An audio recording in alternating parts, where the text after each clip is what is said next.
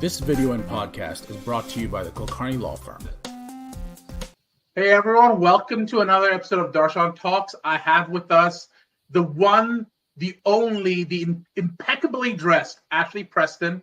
And Ashley, I'm not even going to bother introducing you because not only are you a legend, you're now dressed as a legend. So tell us more about yourself before we get into it. Well, good morning, Darshan. Thank you very much. I thought it's only fitting to wear something festive for the festive season. It's the one run it gets per year, so you've got to make the most of it. Otherwise, it's not value for money. No, so thank you. I'm Ashley Preston. I have the privilege of leading the team at Syros Pharmaceuticals, who are responsible for regulatory, quality, medical writing, and operational excellence. It's lovely to be here, as always. No, thank you for coming on. So I just have to ask, because I've always wondered about people who have those outfits. Do you first of all just kind of go, this is going to be my holiday outfit? Like, is there an equivalent of that for Halloween where you go, this is my Halloween outfit and this is my Christmas outfit? Or how does that work? Okay, full transparency. This is not my only Christmas jacket. I do have another one. It became a thing a couple of years ago, and I thought, you go to Christmas parties and you want to dress up a little bit for the holiday season. So, so I got this one, and I got another one in green as well. We can try next time, maybe next year. Next year will be the green one. There you go. Halloween, no, I mean I love Halloween. Just decorating the house and scaring the kids, but as much as possible, it's good fun. But try and mix it up a little bit for Halloween as well. So you're just a festive kind of guy. I try to be. Yeah. But So today, keeping with the festive season and the end of the year, I guess it's time to sort of take some stock about where we are, where we're going, and we decided to go in a little deep into this idea of clinical research and clinical research compliance promotion, whether we're talking about GCPs or sort of where it's taking us. So let me start with the question. I mean, you're leading clinical trial efforts at Syros. And as part of that, one of the things I've always wondered about is when you are developing those clinical trial efforts, how do you come up with a overall global clinical trial plan? And who is part of that analysis, if you will? Absolutely. I mean, clinical development is definitely a team sport. There's no doubt about it. Drug development is a team sport. And so we have a set of folks around the table when we're thinking about designing clinical trials at Syros and at other organizations. So you have your medics, your clinical medical directors, you have clinical operations who are ultimately going to be responsible for making sure that the studies are conducted in the right way, efficiently and according to plan. You have regulatory and quality, for which I'm responsible, making sure that we file all of the necessary applications and otherwise with the regulatory agencies, FDA, EMA, and country authorities, as well as quality, who are there to provide that quality oversight from a GCP perspective to make sure that the patients are being treated in the way they are expected to be treated ethically, and our studies are conducted according to the requirements of GCP, as well as all the prevailing regulations in any given market. And so when we decide, when we think about how and where to conduct a study, we're really thinking about where can we access the patient population that we're looking at to most efficiently conduct that study in the shortest period of time, such that we can bring that new medicine to markets to service those patients as soon as possible. And so really, you want to map out the feasibility from a feasibility perspective. You want to map out where those patients are in the world. And that may be a disease where patients are anywhere in the world, heart disease, oncology typically. But then when you break it down, you say oncology, well, let's break it down to, for instance, lung cancer. China, for instance, has a huge lung cancer population, unfortunately. But that's the case. So if you want to do a lung cancer study, you're going to want to go into China where you can access a large number of patients. So your study can be shorter. You can get that medicine on the market sooner.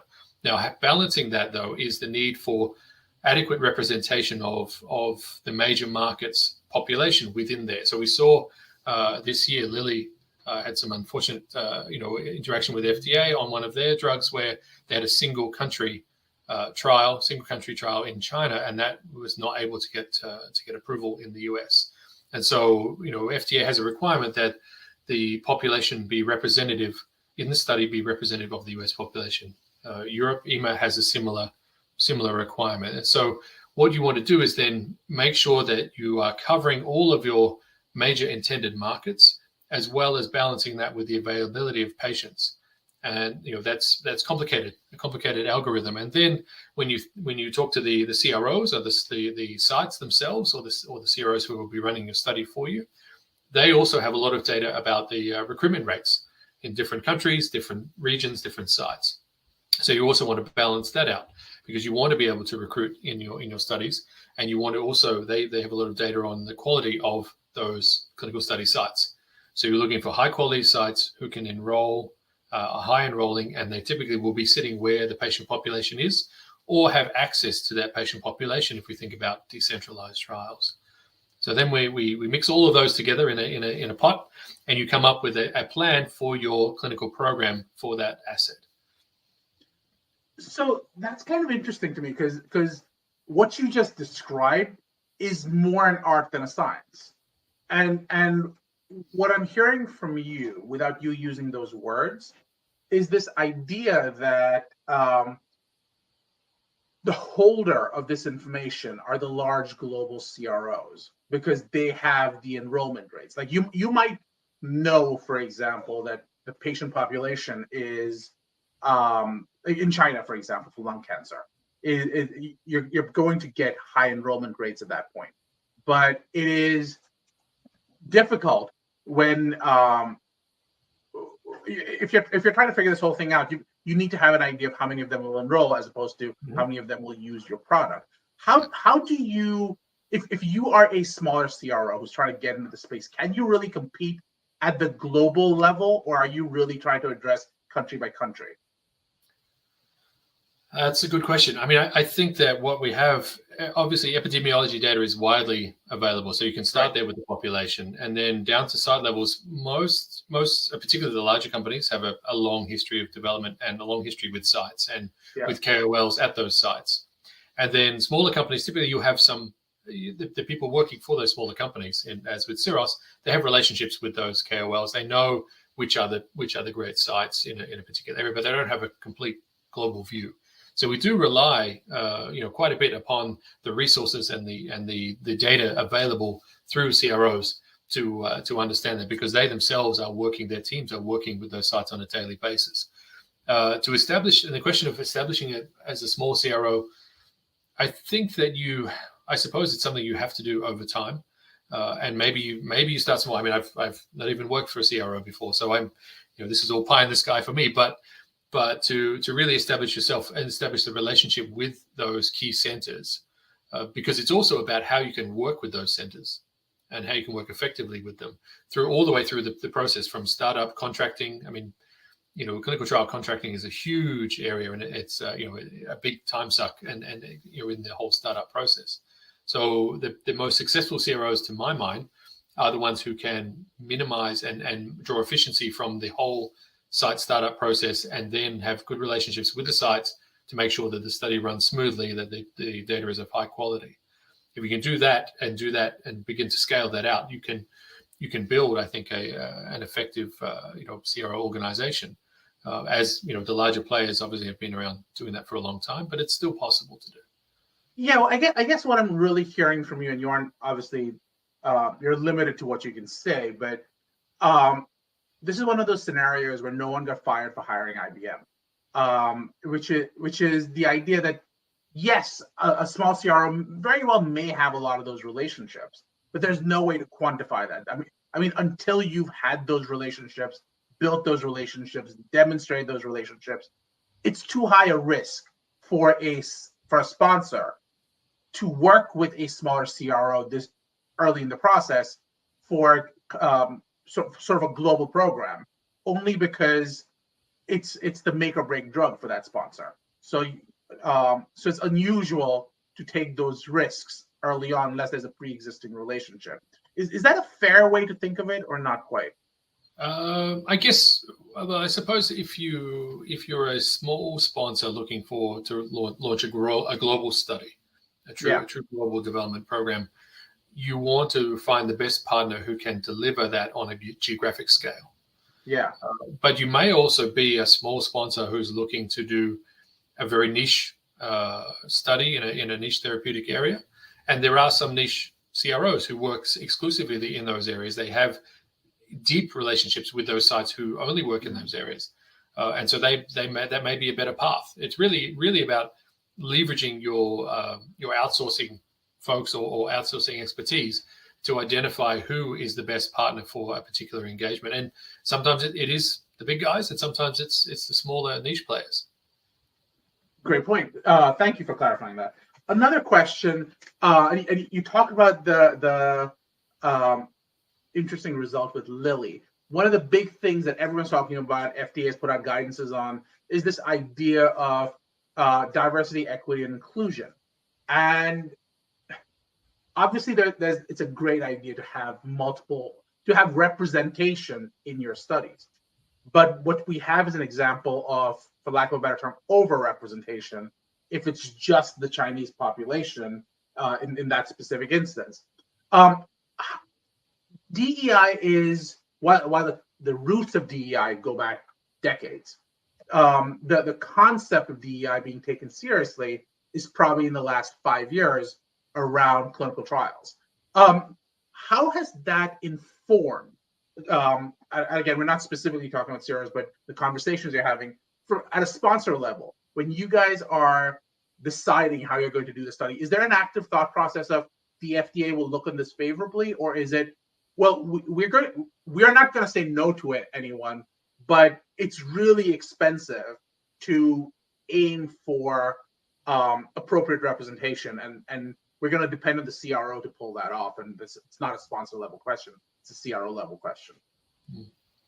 Yeah, it's a bit of a combination of both. I guess if you think about diversity and inclusion in clinical trials in two different aspects. One is sort of scientifically, if you like, or from an ethnic sensitivity point of view, does your drug act differently in different populations of ethnicities based on metabolism and so on? That's been a consideration for a long time, since ICH was it E14, I think it is, came out. And so that's one aspect, and that is also, I think, what led to the Lilly situation that we're talking about, is the ability and to understand and to translate that data from one single country, one single ethnicity, effectively into a broad population is a challenge for the regulators. And there are examples where that has not worked. Most often we saw it the other way. When I was working in Singapore and APAC, we would need to develop Asia Pacific data sets to establish to register drugs in APAC, because there was recognition that just because you had a Caucasian dominant population, a Western population in the trial, doesn't mean that it works equally well in folks in Asia. So there's both sides of the coin there. But then when you think about the other aspect to diversity inclusion, access to healthcare and access to clinical trials for underrepresented populations in any country, whether it's ethnically, socioeconomically, or otherwise, I think that's another aspect that obviously FDA is trying to encourage as well from the access perspective. And so as sponsors, we try on one hand to develop programs that are diverse from the ethnic sensitivity perspective, particularly if there's any consideration there or any factors about the drug that may affect that. And then on the other aspect of DEI, I think we certainly try to be as open as possible in our recruitment inclusion criteria. And so it's really the inclusion criteria are focused on the disease itself predominantly, and the factors around any individual patient that may allow or disallow them from joining the study. But one example where we see FDA have been pushing in the last number of years is to include HIV positive patients whose viral load is under control, and also hepatitis patients whose viral are under control with prevailing medication. So that's another of expanding access to clinical trials for other therapeutic areas, oncology and otherwise, to patients who are otherwise controlled for their HIV or hepatitis, but are able to then access new medicines and clinical trials and are not restricted in that way, because typically it would be a restriction. Thinking in years past, HIV status and so on would be a restriction in some settings because of the potential for safety overlap considerations. So again, FDA is widening there. There are also, different, even within the US, let's say the US population, there are some diseases that affect African American populations differently to Caucasian populations. So again, you want to make sure that you have the right population in your study who are going to benefit from the drug ultimately, but also to make sure you understand how to use that drug safely in that population, because it's critically important at the development stage before you get to market and it's widespread use. I love this situation because it talks about the complexity that goes into it. People tend to think sponsors sort of just go, you develop the drug and kind of it sort of happens. And there's this huge amount of institutional knowledge that someone like you, for example, actually bring to the table, where you're thinking through all these situations. I guess my question then becomes, when you're talking about DEI, are you, for example, you talked about the African American population, right? And do you sort of make an effort to go, you know what, we want you, Covance, PPD, name the CRO, to go into the inner city, and we want you to have sites in those locations? Like, do you actually contractually or sort of have these conversations, or is it more of a, we expect you to do that, we shouldn't have to look over your shoulder to do what the FDA expects anyways? Does that question make sense? Yes. I'm personally a little bit more removed from the contract with the CRO per se from an operational perspective, Sure. But from the strategic discussions, we have a mixture of larger institutions as clinical sites and more local regional sites, if you like, in our mixture for our clinical trials. And so therefore we have a diversity of population who are able to access our medicines and our trials. And I think that's something we want to continue in the future, is to, not everybody can make it to the big center, but then there are large populations who live in the cities around a big center, and typically they are more active in clinical trials, those larger centers, but a more local sort of hospital or clinic may be less active, but we still have them represented to provide sort of geographic diversity as well, or access to medicine. And it's an important factor, because not everybody can get to the clinic. The other aspect is looking forward, trying to enable decentralized clinical trial activities as much as is possible. So you that was actually good. It's funny you kind of mentioned DCTs, because that was going to be my next sort of lead-in question. Does DCT afford opportunities that were previously difficult to sort of require, because the burden on populations to travel to either urban centers or large urban academic centers or the like, whether you're talking rural representation, like you said, geographic representation, or you're talking about access by people who are differently abled or the like, that just becomes a much easier thing to do because you're now operating with DCTs.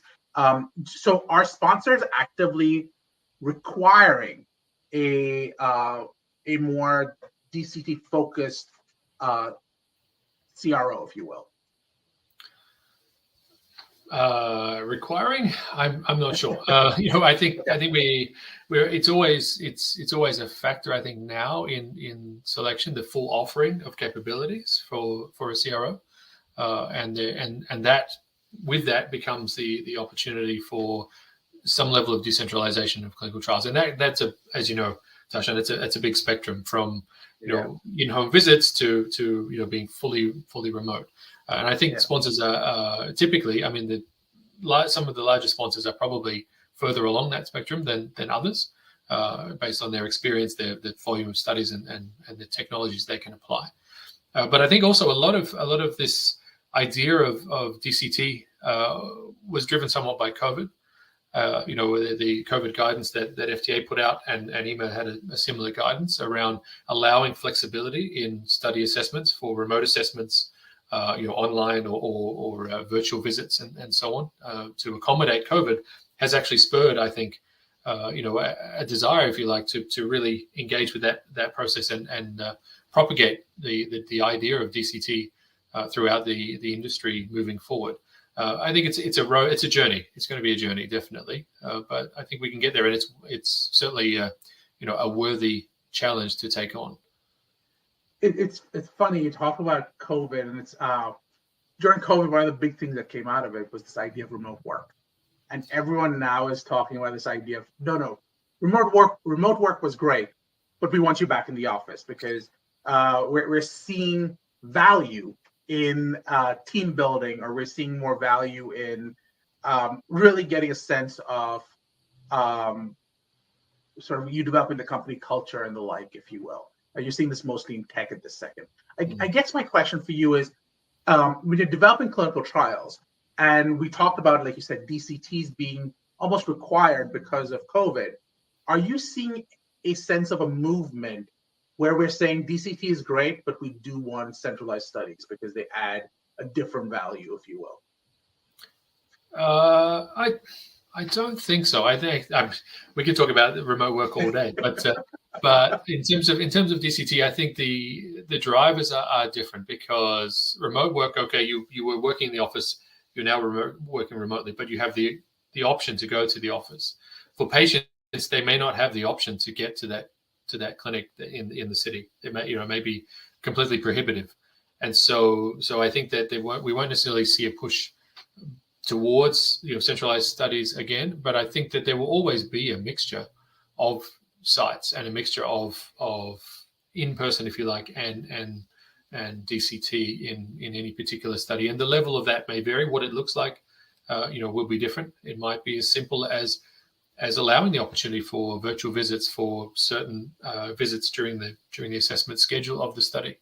That at itself is a simple method to enable some level of DCT and reduce the burden on patients. That would be an easy one. That obviously the other end of that scope would be a completely decentralized clinical trial bus that travels around and it's one center that sees all the patients.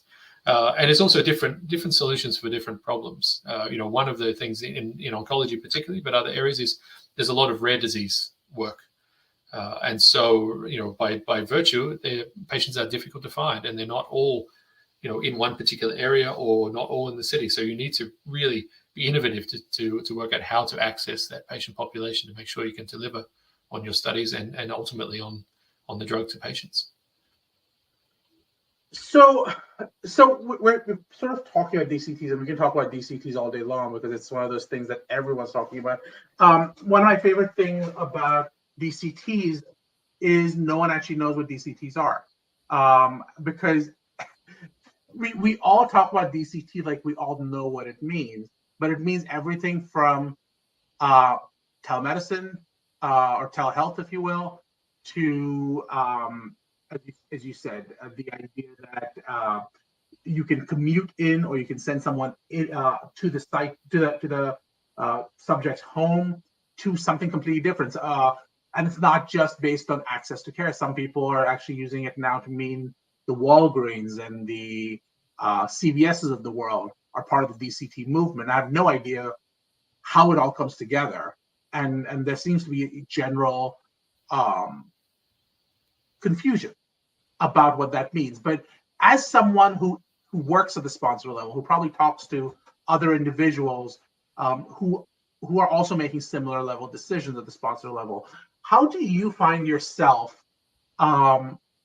advocating for DCT-based trials? Do you find yourself going, I need a sponsor who is I need a CRO who understands DCTs, specifically talking about telemedicine. So I need you to have a system in place that needs to be validated. We need you to have clear data privacy laws. How are those controlled? Blah, blah, blah. Or do you kind of go, we're going to manage all of this at the sponsor level.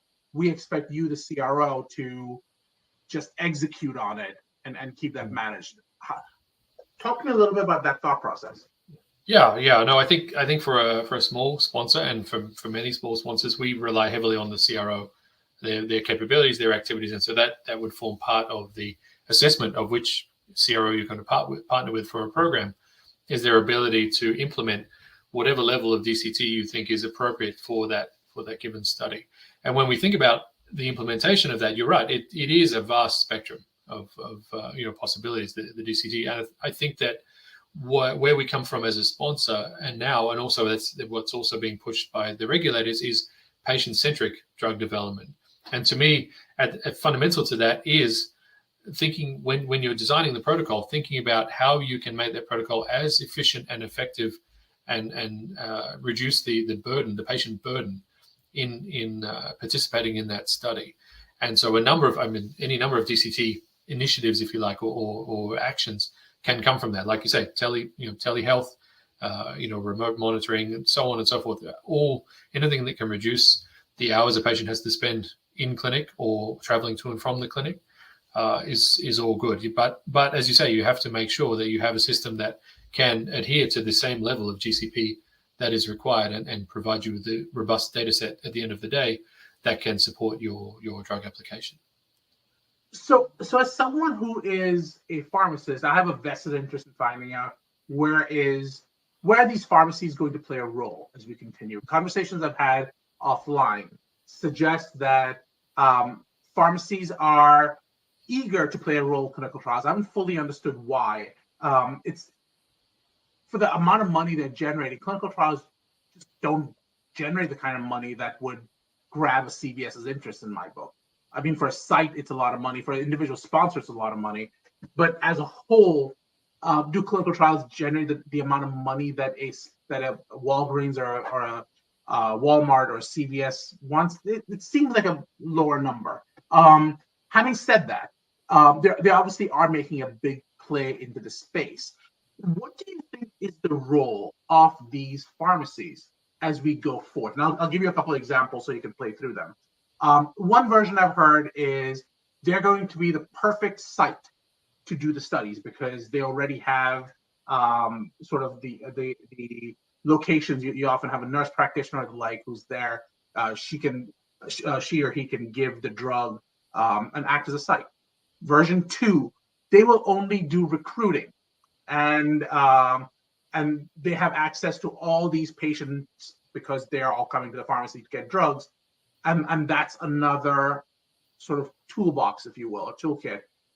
Version 3, they will partner with actual sort of currently thought of as like with physicians' offices, and they'll store drugs. I mean, there are 100 different versions, all of which give different answers. So, have you given any thought to what a partnership could look like? Maybe it's not the Cirrus level because you guys are small, but how that plays in at all? We have not that I'm aware of. But thinking through just the comments you just made, Darshan, I can see where I too would be puzzled by the value proposition, other than maybe a scale-based value proposition potentially.